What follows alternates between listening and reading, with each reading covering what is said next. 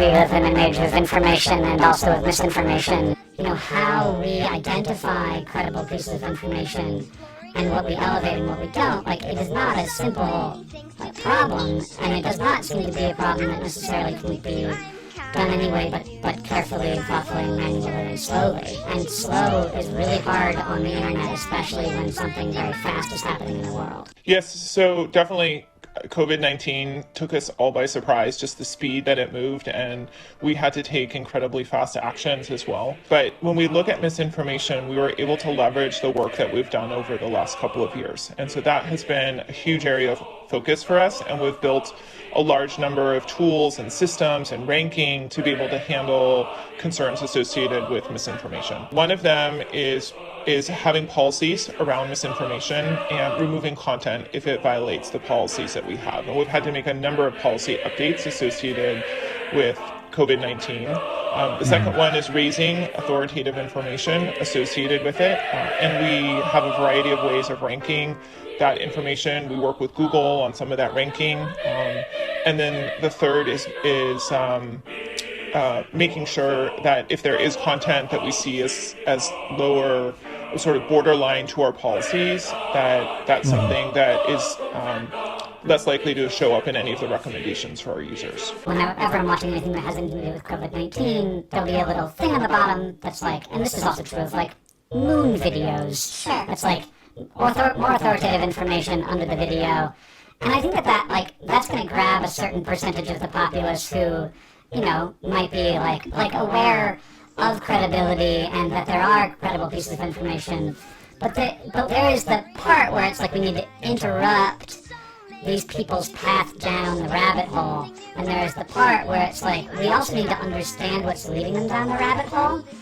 Do you feel like YouTube has any, you sort of have an outsized ability, certainly the amount of information you have and how much you understand, your recommendation algorithms are aware of how people interact with content.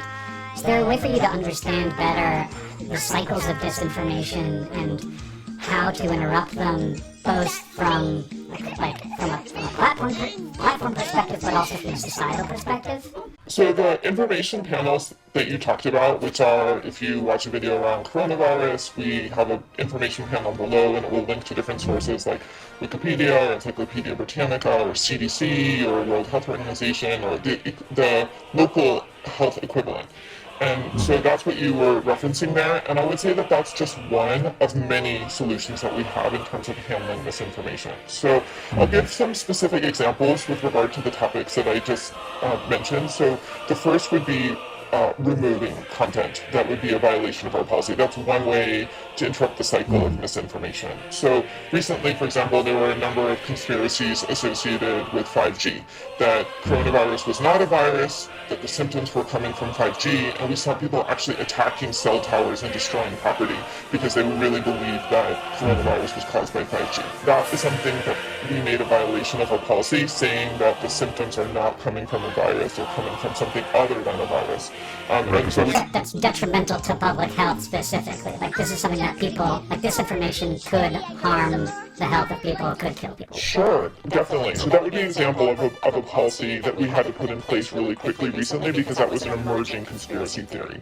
From the very, very beginning, I would say, I don't remember if it was January or February, but we put into place very early anything that was unsubstantiated medical recommendation to cure COVID-19 also became a violation of our policy because we didn't want people to say, hey, buy my miracle oils and you will cure yourself from COVID-19. And so that's another way that we use policy and remove to be able to interrupt that cycle.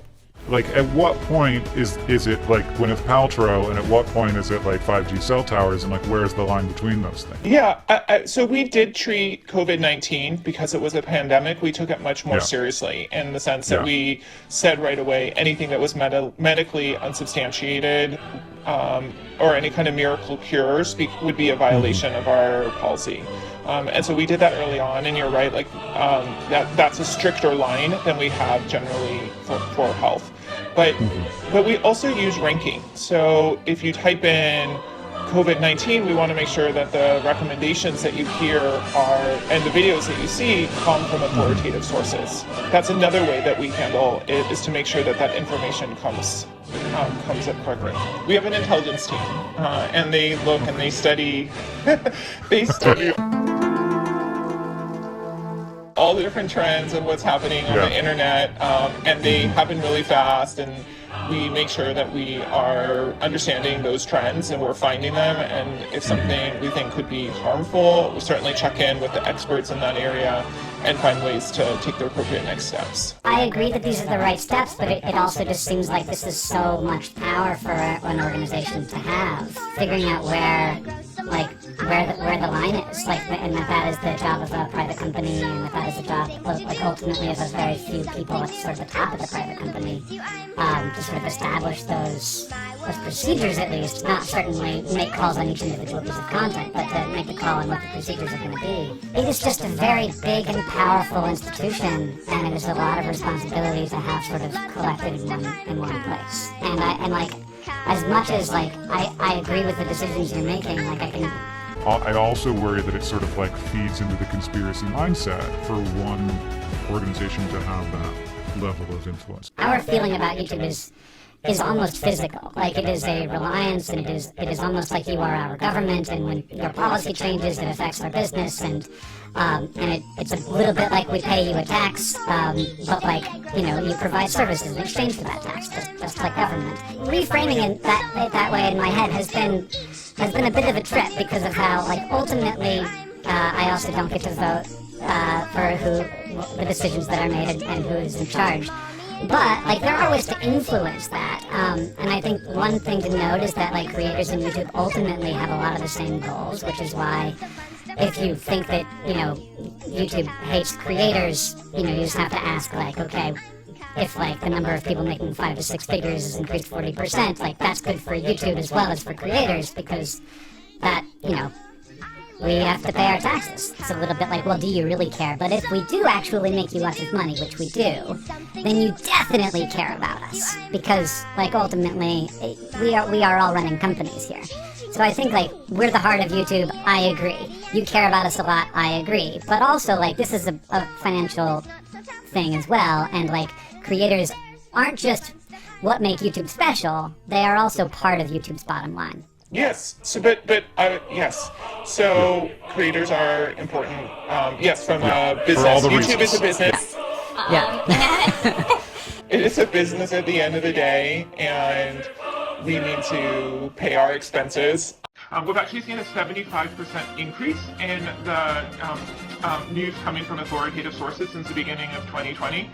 So we've seen a lot of demand there. But then What does that mean? That means an increase in video views for those? Yeah, and so we talk about that as raising authoritative information. But then we also talked about removing information that is problematic. Of course, anything that is medically unsubstantiated, to people saying take vitamin C, take turmeric, those all will cure you. Those are the examples of things that would be a violation of our policy.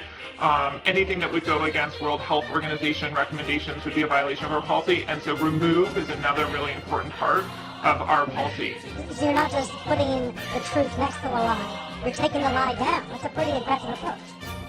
Well, we do remove, across YouTube in non-pandemic times, information that is a violation of our policy. And we've had community guidelines since the very beginning of YouTube, and we've always, anything that is a violation of our policy, we do remove it.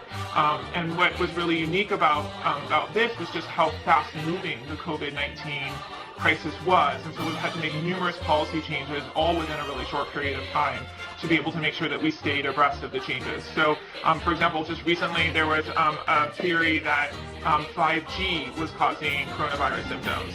Now, no established health organization says that 5G is the source of the issue, and so that we quickly deemed that a violation of our policies with COVID-19 and removed that content. Don't trust China. China is SO. Don't trust China. China is SO. Don't trust China. SO. SO. SO. SO.